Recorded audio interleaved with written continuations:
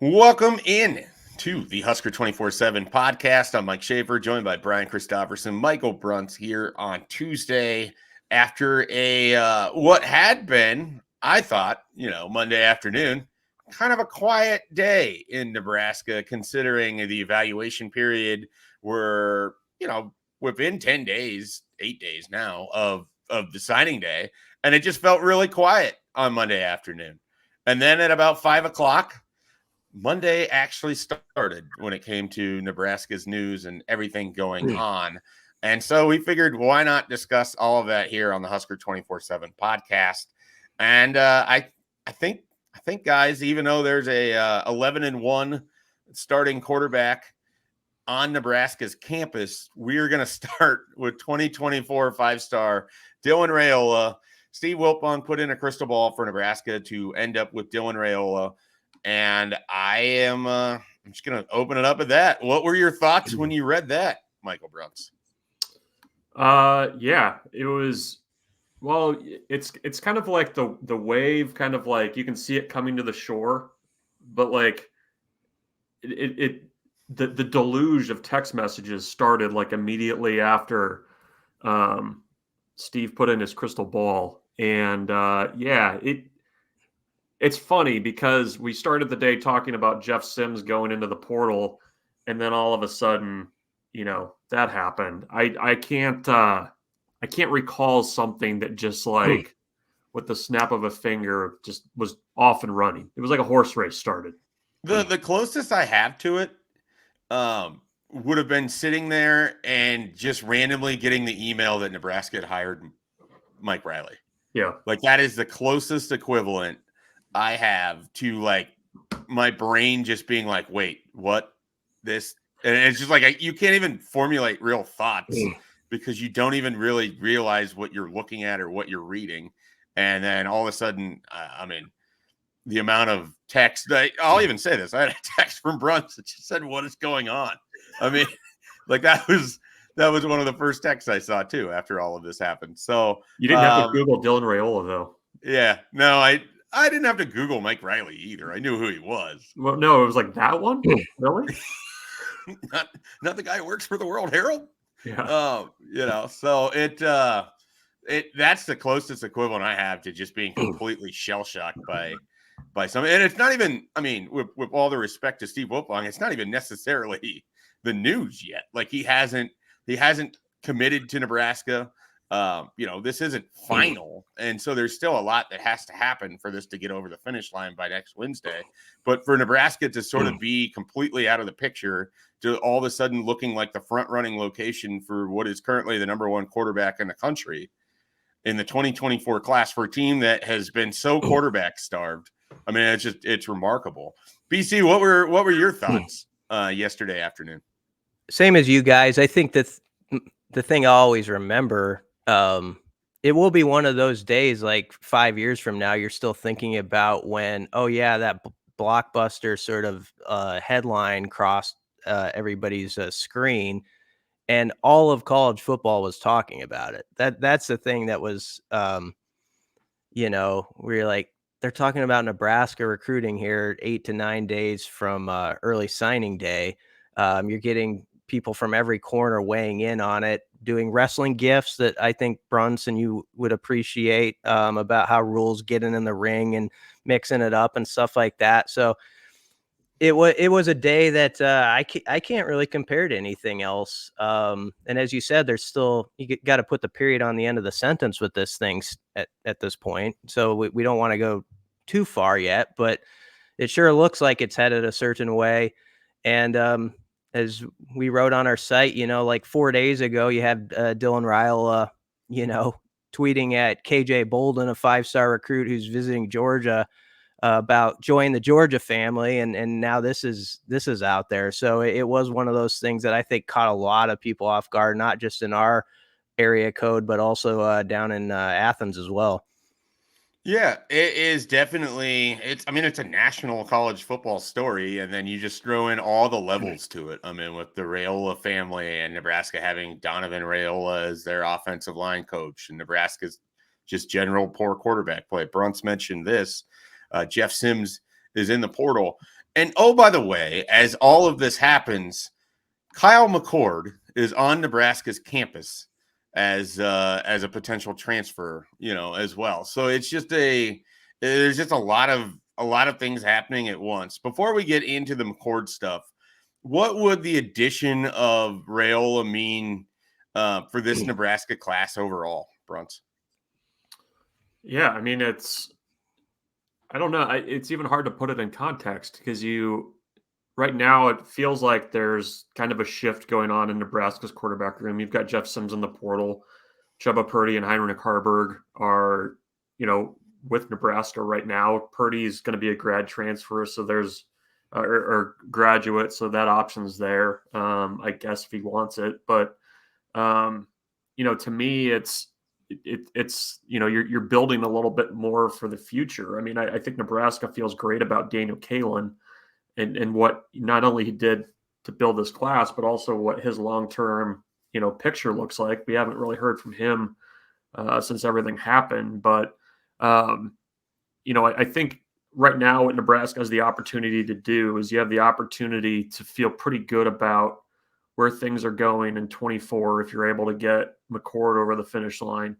And you're also, by the way, building with a pretty good potential quarterback in Dylan Raiola and also with Daniel Kalen in the class too. So it's the narrative around that room has shifted a lot in the last 48 to 72 hours. I mean, it's funny. Like you said, I mean, you have McCord on campus, a proven starter, a guy that's played in really big games and played really well in big games, as Brian kind of pointed out in a column he wrote last night.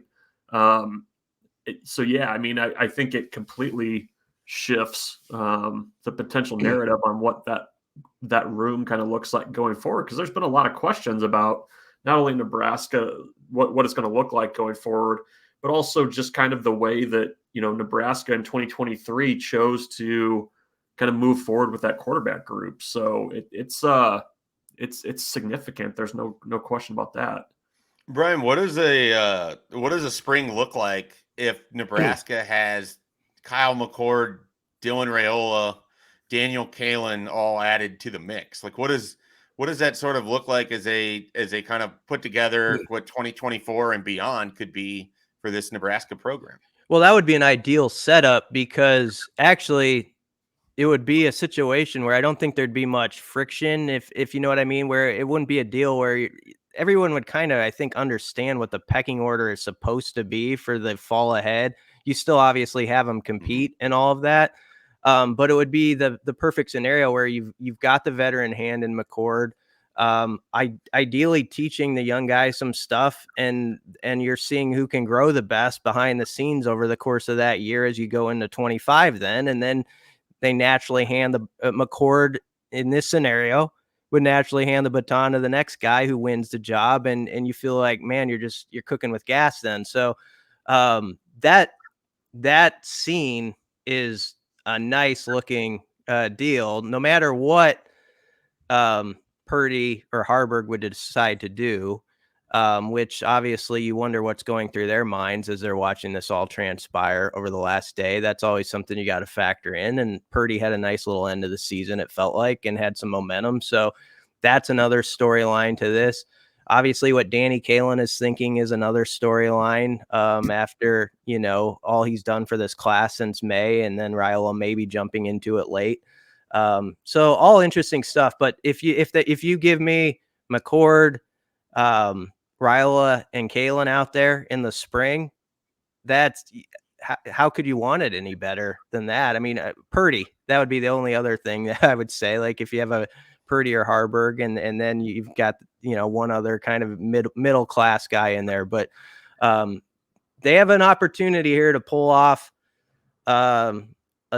something that, like 2 weeks ago, both of them, I would have said no way. Like I would have said no way about McCord 2 weeks ago. I would have said no way on Raiola, obviously. So this is kind of stunning when you track your mind back just like 10 days or so, and now where we're at. Yeah. Bruns, do you think that Steve Adazio would say what's better than this if he was looking at that picture of McCord, Raiola, Kalen? walking out there for spring practice? Yeah. Those would definitely be 3 guys being dudes, without a doubt. When's the last time you thought about Steve Adazio? It's been He's a got to little be while. bumming around the Mountain West somewhere still. Yeah, right? no, I thought he ended up at like A&M for a brief period again. We'll have to look that up after the show. I'm not up on my Adazio. But yeah, I don't know. I mean, I think that's a pretty good look. And, you know, Nebraska still has, you know, some things to kind of figure out, moving pieces with the coaching staff too, where, you know, Josh Martin still has that interim tag at tight end. So, you know, that picture on offense could look a little bit different as well. But yeah, I mean, Brian's absolutely right. I mean, even, you know, going into last weekend where you're kind of thinking like, okay, is Nebraska going to be able to get, you know, a Levitt visit, or is Blake Shapen the guy? Like that's how much the conversation shifted in the last 24 hours. For some of us, Blake Shapen was never the guy. Just putting that out there. So some of us had to come to terms with that. Okay. I asked this on the message board and it took off. And I think I honestly think you could have a 45-minute conversation about this alone. So I want each of you to talk about it. We'll start with BC. How do you feel about Nebraska's approach this December to the transfer portal as they are, you know, starting to put things together with the quarterbacks? And then you have Julian Fleming, we haven't even mentioned yet, the Ohio State wide receiver, expected to be on campus today, joining Kyle McCord, who was on campus yesterday. They're teammates at Ohio State. How do you feel like Nebraska has attacked the transfer portal? But I think more importantly than just that end of it, what do you think it tells you about Matt Rule and his ability to accumulate talent that we're having these conversations right now on December 12th, coming off of a 5-7 season that featured 3 quarterbacks and an ungodly amount of turnovers? Yeah. Well, I think this biggest statement obviously is with the quarterbacks they've looked at in the portal, and I think they're flexing a little bit with what they can do, probably NIL wise too, in this situation. It probably helps that this is not a portal cycle where you have to add 10 to 15 guys. And so you could maybe have a little more capital on a smaller pool of players. Maybe it's 3 or 4 guys. Maybe it's 1 wide receiver, 1 quarterback, 1 running back. There's a DB coming in, you know, from where is he coming from, Brunt? St. Francis? St. Francis? Right? Yeah. That's what I remember from the text. Yeah. Like the St. Francis in Pennsylvania, that college? Yeah. The St. Francis Red Flash, I think. That's who it is. Correct. Yeah. So played Nebraska basketball in 2004. I remember Randy Lee calling the game. Nebraska scored like 100 points. Randy Lee reference. I'm a big Randy Lee guy. Yeah. I'd forgotten that he called hoops. That you're right. But yeah, I wrote this in the column last night.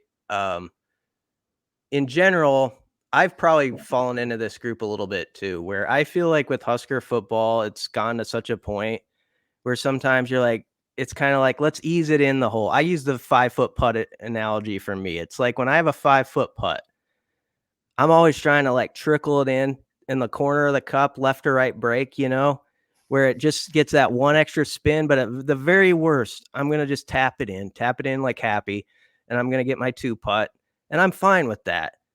But that doesn't work. That's not going to get you to the top. You got to take the break out of it. You got to be aggressive. You got to attack. And I think with the quarterbacks in particular, they've shown that's how they're going to be here. We wondered that maybe 2 weeks ago, Rule had the quotes and everybody was analyzing what it meant. He was just giving you information, as it turns out. This is how much they cost, by the way. And Nebraska's gone all in. And I think this fan base needed to see that. Frankly, it's given people a boost in their step to see that that's going to be the approach. There's a weakness here that needs addressed, and they're attacking it full bore. Now, the other thing I'd add, it looks good as we're having this podcast right now, but you got to finish it. I'm one of those who's like, let's see this all come together, and let's see like Kyle McCord tweet out like I'm going to be a Husker. You know, let's see all that stuff before we have the parade. But I do love how the aggression that's been shown. And I think the fan base really needed this, like to see it from this staff, like that they were going to go about it this way. I'm now imagining that was it the Capital City parade that they used to do in like December? I'm imagining a float with Matt Rule waving to like the 57 people that show up, and you got Dylan Raiola on it and Kyle McCord throwing little footballs out to the crowd. This is a great idea, PC. I like this. Julian Fleming's on another float, and People are throwing the footballs back to him. McCord throws it up, and Fleming goes in one, hands it, and flips it to one of the young receivers. Yeah, that'd be a good idea. We need a parade. I got the whole garbage sack of ticker tape over here. I'm ready to go. That and our dog halftime idea of having a foster dog like going to families. That would be pretty good. We got plenty of ideas here on the Husker247 podcast. All right, Bruns, same kind of question to you. I mean, what do you feel like you've learned about Nebraska's portal approach, their collective approach? I mean, how they've kind of gone about attacking the weaknesses of their roster now that we're in the offseason? I think they benefit too from just their overall kind of worldview about how you manage rosters, right? Like whenever figure it out later.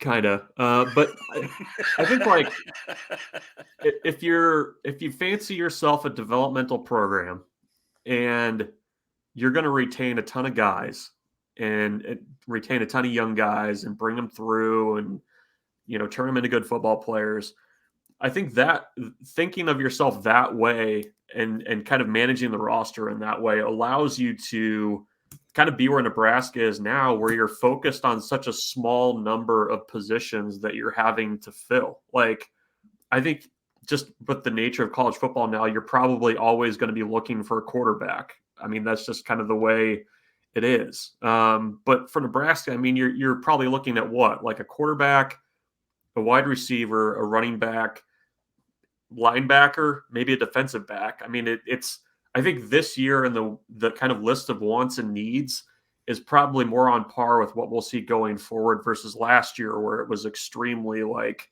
we need to get 12 to 15 guys and we have all these things we have to figure out. So I think that allows them to be a little bit more efficient with NIL. I think it allows them to be a little bit more aggressive too, because you're not having to run all over the country, getting a defensive back, a linebacker, a defensive lineman, all this other stuff. And I think that's good for a place like Nebraska that has resources, is not afraid to use them. I think Matt Rule's commentary about what a quarterback costs was maybe a little bit of a call to action as well, kind of looking back on it. So I think the approach is a good one. I mean, I think it's a little bit dangerous for a program like Nebraska to be going into the portal, having to find 10 to 15 guys every year. I don't think that's sustainable. And I don't think that allows you to have any kind of sustained success either. I also just think it gets into the issue where if you have to get 10 to 12 guys and you have to provide some sort of NIL for all of them, then you're taking away from the overall base that you can kind of pay a player. If you only need to get 4 or 5 pieces and you have a large amount of money to do it, and you feel comfortable with doing this while hoping it doesn't upset your roster. I mean, that's kind of the part of it where I think the approach that they have is built from the culture that they've kind of established in this first year. Like, I think they have guys fired up to play football for 2024, even though it's December 12th of 2023. Like, I think they really believe over in North Stadium. Well, they're not North Stadium anymore, I guess. They believe over in their new football facility that things have, the record was what it was at 5-7, but they feel like they're a significantly better football team than their record would indicate. And I think that there's a lot of hunger over there. And I think there's just a lot of like trust in what they went through, I guess. And some of that, I think, is if you have all these defensive players, it's hard not to feel pretty good about the season they had. But also, if you were an offensive guy and you're a younger guy, you got a lot of opportunity that you maybe weren't going to get elsewhere. And, you still managed to put up a 5-win season despite the fact that you turned it over 25 times every game. So it's I just think there's a lot of confidence in those walls. And I think that makes it easier to go out and add pieces and bring them through. And, if you're meeting with other players and they're giving you the straight on what this coaching staff is like, whereas with previous staffs, you maybe be a little concerned about how that would actually go. With this one, you got to feel like everything seems to be headed in the right direction. Now, as Brian said, they have to, just like going 3-0 in the month of October and setting yourself up for sure to get to a bowl game, there's still the finishing part of it. Like Nebraska staff has to finish out with Kyle McCord. They have to finish out with Julian Fleming. They have to finish out with Dylan Raiola. They have to finish out with whatever pieces if they're going to add. And then they have to incorporate and figure it out on the field too.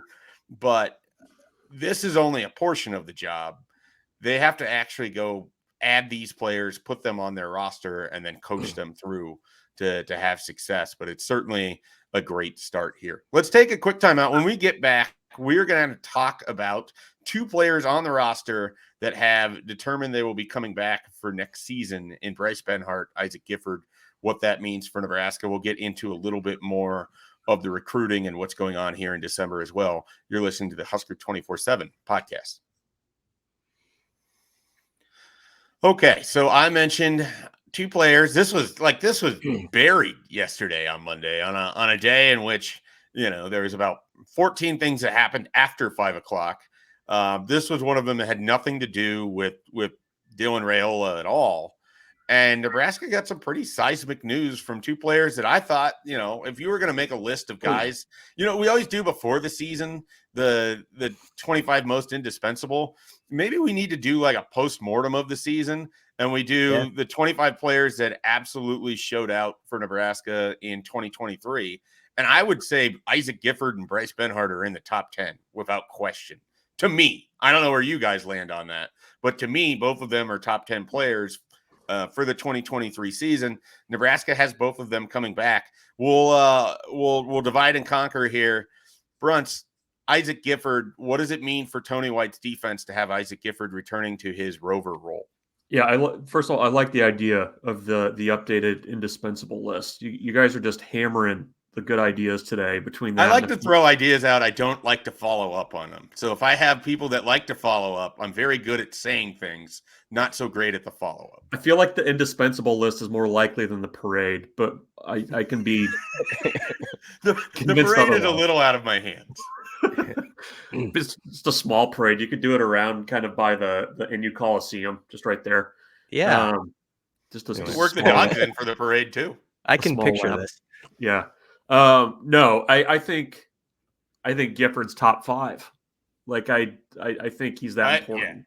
Yeah. I mean, if you look at what he did last year, Nebraska played a ton of guys on defense. That's been very well documented. He led the team in tackles by, what was it, 30? Like it was more than 30, I think. So yeah, that's huge. I don't know that Nebraska had a rover waiting in the wings to step in and replace him next year if he decided to move on. I mean, I don't think that there was anybody that you'd be like, okay, that's the next guy. I was looking at the depth chart last night pre-Iowa, and it was Kobe Bretz. So you know who I think it's going to be by the time they need him? Who's that? I think it's going to be Donovan Jones, but we can have that conversation another time. Yeah. Yep. You got Rex Guthrie coming in too, so they've got a few guys. They have some very interesting secondary pieces in that class. Yeah. But I mean, you look also what they're losing in the secondary. Phelan Sanford's gone, a guy who played a lot of snaps. Omar Brown, who I still don't think gets the recognition he probably deserves for the way he played at times last season. He was great last year. You're losing Quentin Newsome out of that secondary as well. So having that guy back there to kind of direct traffic, I think, is huge. And, he was extremely productive. I think he played really good football. It's funny, too. I mean, if he just gets, makes a couple more picks, I think his season looks even better than it did. And those opportunities were there. So, yeah, I mean, that was big for that defense. I mean, now you can kind of look at it and say you've got the defensive line where you're feeling pretty good. Linebacker is a bit of a question mark for me about kind of depth, especially the interior linebacker spots. But Gifford coming back, I think that secondary looks so much better. Plus another full off season of Buford to kind of get up to speed. You figure out what you're going to do with Malcolm Hartzog. Tommy Hill was coming on, so that was a big addition there. All right, BC, you get Bryce Benhart.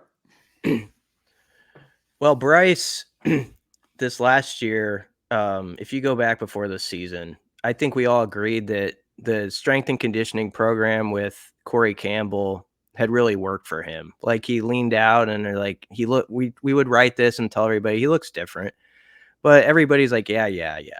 I've seen him play. There was a lot of skeptics about him. So if you went through everybody on this roster, probably nobody, well, I don't know, I'm maybe speaking too dramatically there, but he would be one of the top 3 people you'd say changed like the narrative on who he is as a player with the fan base. He was one of their most consistent linemen. I think the flexibility that he gained through his whatever he did through strength and conditioning and nutrition work showed in how he was able to match up against those rush ends. In the past, he would have these games where it would just all go to heck for him. I mean, it'd be 2 or 3 times the guy would get away and get a clean shot on the QB, and those mostly disappeared from his side.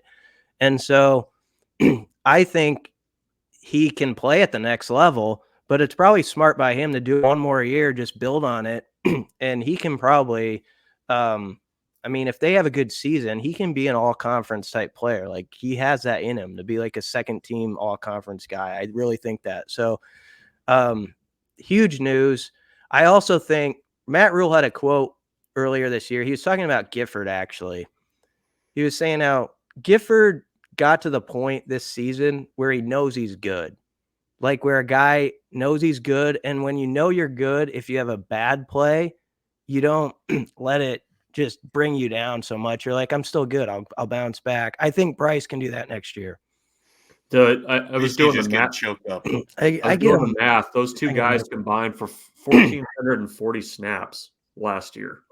Like, yeah. I believe Benhart was tops on the offense, and I think Gifford was also tops on defense. So that's significant.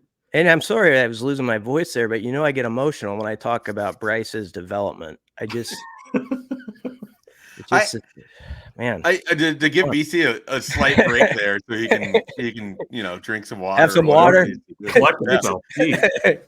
I think one of the cool things about this is just how uniquely different these two players are in terms of, how they were viewed when they came into the program, and now you can sort of look at them as critical pieces on both sides of the ball. I mean, BC's talking about that Bryce Benhart could potentially earn all conference things, and I can imagine people just having a tough time believing that. Bryce Benhart was a top 100 player in the country. This was like a top tackle when Nebraska got him in 2019. Like, this was a huge first-year commitment. Like, people are going to get real mad now. Grant Bricks is what Bryce Benhart was in 2018. Like, that was the comparison. Like, Nebraska won that. It was a Midwestern recruiting battle. They beat out, Wisconsin and Notre Dame. I think Tennessee got involved in there as well. But that's who Nebraska had to beat out for Bryce Benhart. Like, that's the level of talent. And actually, Bryce Benhart is like 100 spots higher on the top 247 than what Grant Bricks will be. But that's what we're talking about here. And so sometimes it takes a long time for that talent to manifest itself. And then you have the other end of the spectrum where you have Isaac Gifford, who was was he a blue shirt or a gray shirt? He had some sort of shirt. Blue shirt. Yeah. So he ends up getting a scholarship after at least one season walking on at Nebraska. And this was a guy who wasn't heavily recruited and just has built himself into being kind of a machine there on the defensive end. And another guy that I think, all conference honors are around the corner for, and I could see him having an even better season in 2024. So I just think it's a great look at sometimes how your roster comes together and you get these wildly different players, but they have huge values in their own right, and everyone's development is completely different. I mean, Bryce Benhart's going to be a grown man playing right tackle for Nebraska. That is such a huge advantage that they're going to have. This is a guy that, I mean, if we go back and we add it up, he's got to be over 40 starts at this point in his career as he's going to go into his final season in 2024. Like, that's huge. That amount of experience playing right tackle in this conference. And BC talked about it. He reshaped himself and looked like a completely different person last spring. I mean, that's when I was kind of like, okay, this is at least interesting. Like no one was louder than I was about how bad the offensive line was last year. And so I will be the first to say they played significantly better than their 2022 mark. There's still a world for them to grow. Like there's, same with Bryce Benhart, but it should give people some confidence that this thing can look even better in 2024. Even if the schedule gets a little bit better, Nebraska's roster should be getting better. And so therefore Nebraska should be moving up and the expectations should be higher. So I thought last night, obviously the Raiola thing is raging on. But I thought that was huge news to get those two players back. I want to talk about some other guys in the portal, and I want to start with Julian Fleming, who we've mentioned a little bit here so far. Brunts, what do you think it would mean for Nebraska to pick up Julian Fleming? And then BC, if you need a prompt here to look something up, I'm going to go to you for the defensive back that's going to be visiting this weekend. So you give a little bio on him if you would. But Brunts, tell us about Julian Fleming. Yeah, Fleming's a guy, a very well-regarded recruit, played at Ohio State. Correct me, did he have some injury issues? Yeah, he's had some injuries off and on. But a guy that, from what I'd kind of picked up around our network, was a guy who is not kind of that, doesn't have the attitude, I guess, of a wide receiver one. He's like a very willing blocker, a very physical wide receiver. And, I think when you kind of where he would potentially fit in for Nebraska, I mean, Nebraska obviously feels very good about their young wide receivers. You've got Garcia Castaneda coming back off of a knee. There's a lot of question marks in that group, and having somebody that, has played at a school that just pumps out high quality wide receivers. I mean, that would be huge. Obviously, his experience with McCord, if that comes to fruition, would be big as well. So, I think that's a spot where every year Nebraska's needed to kind of find a guy that can come in and be effective right away. I think he would certainly fit that bill.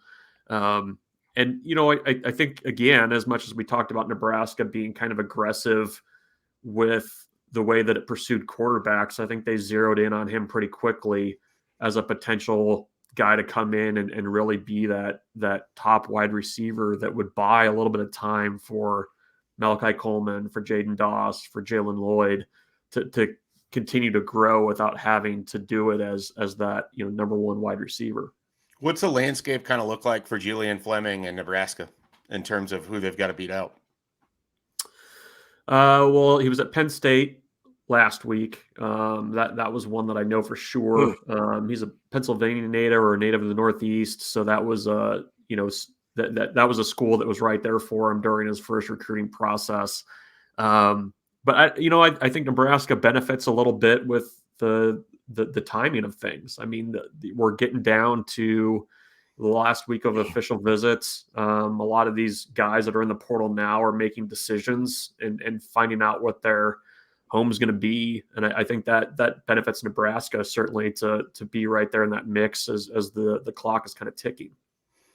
All right, BC, what can you tell us about our newfound defensive back friend from St. Francis? Well, I'll keep it short because I obviously just looked up some information on him. Yeah. I mean, that was the idea. I wasn't going to you as our expert for all things St. Francis. Bly Hill is his name. He's 6'3", about 170, 175, had 8 pass breakups, a couple of picks last year in 9 games. He's long, I know that. And, rangy guy. And obviously, whenever you see an offer or not an offer, but a visit like this to a guy from the portal, whatever information the staff got on him or however they picked him out, he's a native of Baltimore originally. He must have, there's always got to be something extra to a guy like that to bring about that he's coming in December 15th through the 16th for a visit. So clearly he was a guy amongst the DBs that are out there that they handpicked as he's got some traits that we think can fit very well here.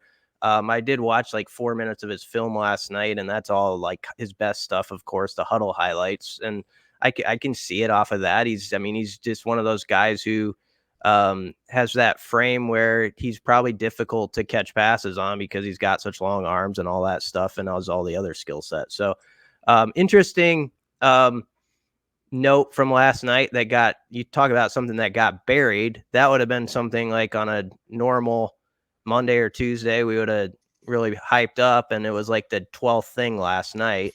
But something to keep in mind, and it also signals, which isn't a shock, that they might look at a DB in the portal. I feel like they should. I mean, in a corner makes a lot of sense to me. And I then do too. The other thing about this that I like, their connections out in Pennsylvania are vast, and the East Coast are vast. So there's definitely some schools out there where they're going to be maybe underlooked because people aren't as familiar with them. And so they would have, I think, access to coaches or people that would have pretty good eyes on what they've seen from this guy. So I think, and I mean, Julian Fleming's another wide receiver from Pennsylvania, Kyle McCord, quarterback from Pennsylvania. Like they're not afraid to use their connections to Philadelphia and the state of Pennsylvania, and they have quite a few on staff and in their recruiting department. So I like sometimes that Nebraska has this like concentrated, they could probably find some guys off the East Coast and then talk to them about Nebraska and sell them a little bit on that. And I think this could be one of those situations for sure. I've thought all along, you guys can correct me if you think I'm wrong. I've thought all along 5 is the max, like portal additions. So, I mean, if you're thinking about QB, receiver, maybe a back, maybe one defender, 4, is that about where we're at, you think? Or what do you guys think? Yeah, and there's still, I mean, we haven't talked about them at all. I don't know that we have a lot to offer. At least I don't have a lot to offer other than we know his brother. Princely Umamielen is in the portal, and there's almost no way Nebraska would say no to that if he's interested. So, right. I mean, it is a deal where that is a guy that I think you have to keep a close eye on. I mean, I feel the shades of the Darian Daniels type situation there with Princely, and he's got his younger brother Prince Wills on Nebraska's defensive line. He's friends with Chief Borders, who came over. I mean, there's more than just a little smoke, I think, with that one too. And so that could be another guy. The running back is a thing that we have not seen pop up really with Nebraska. Yeah. And that is the one that I have. I mean, I'm sending emails to random accounts that, claim to be working with some of these transfer running backs and just trying to get any information I can about where Nebraska might be at in this process. And I've had a tough time uncovering anything on what Nebraska is doing with its transfer portal running back search. And they may not be looking that hard. I don't know. But obviously Trevor Etienne blew up last night, and I don't know. I don't know what, if anything, that is. So, but I guess that's another name and another Florida guy on top of it. The back spot also feels like one where you could get a little bit more aggressive with it after bowl season too. Like just kind of looking at what's out there now, like it feels like there's still more down the road there than maybe at other spots. Like less of a, like the time frame on that particular position is maybe not as sped up as it is for quarterbacks or wide receivers or things like that. Maybe I'm wrong, but that's just my sense of it. And I never worry. I always say when it's this number discussion about getting to 85, they'll figure it out somehow, some way. But it's going to be a fascinating thing to watch how that actually happens, because the numbers they don't match right now. Yeah. I mean, it's I would caution people to not spend too much brain power on what Nebraska's numbers are ultimately going to be, because I think this is a lot of kind of figuring it out as you go. And there could be guys that just end up off the roster that aren't playing football anymore, that never go into the portal, and you don't hear about it. And we saw that this summer. Like, there's a lot of different ways that they'll get this thing down to the 88 that they need to be at. And it's going to be an adventure. I mean, this is as unique of a December as I've ever covered. I feel like that hasn't involved a coaching change, right? Like, can you, and we're on we're on day 12. There's obviously anything can change here in the next week. So it's been pretty fascinating to me what has occurred here for Nebraska in terms of this month and everything else. Anybody else that we haven't gotten to? We haven't talked a lot about the high school guys. I think we're going to do another podcast later this week so we'll kind of cement what the visit weekend looks like. They should have at least a few guys on campus. There's some that I'm trying to get some confirmation on as to what their plans are, but we'll be able to talk on that. And then, pretty soon we're going to be past signing day, and we're going to be discussing the fact Nebraska has like 8 early enrollees showing up, plus all their transfer portal guys. The off-season videos are coming. Like, we're marching along. It's only just a few weeks ago that we were coming off of Nebraska with yet another mind-numbing loss in the final seconds of a game. And here we are in near mid-December, and things are rolling for Nebraska. Anything you guys want to add to finish up? Brunts, what do you got? Yeah, mat drills. Those start soon. Get ready for that. Maybe that was the key to success, the mat drills. Yeah. Mat drills. It's funny, like, think about what's happened in the last, 3 weeks. You get the Ty Robinson return news. You get Tony White. The Tony White, is he, isn't he thing. That feels like ages ago. Yeah. Yeah. I mean, yeah, that was, you had to kind of survive that. And, since then, it's just been a rocket ship for Nebraska. Who did USC even end up with as their D coordinator? I forget. The UCLA guy? They got the guy from crosstown. And then they got the North Dakota State head football coach as their linebacker coach now. And that got announced after North Dakota State absolutely pants South Dakota in a playoff game. What a weird – you got to feel a little bit for the FCS playoffs. You got players just going into the portal while their team's playing in the playoffs, coaches leaving. It's kind of a mess. There's no perfect time for the portal in the college football world, though. There really isn't. BC, what do you got? I've said all that I need to say. So I don't think I need to say one more word. All right. You're getting nothing more from BC, and you're going to like it. All right. For Brian Christopherson, Michael Brunson, Mike Schaefer, we're Husker247. Be sure to check out everything we have going on at Husker247.com. That was the original source of the Dylan Raiola bomb that went off at 5 o'clock last night. Could be found at Husker247. Plenty of coverage as we track everything with Raiola, Kyle McCord, Julian Fleming, everything going on this week. Be sure to stop by the website. We'll have plenty of coverage on that. Basketball still rolling along.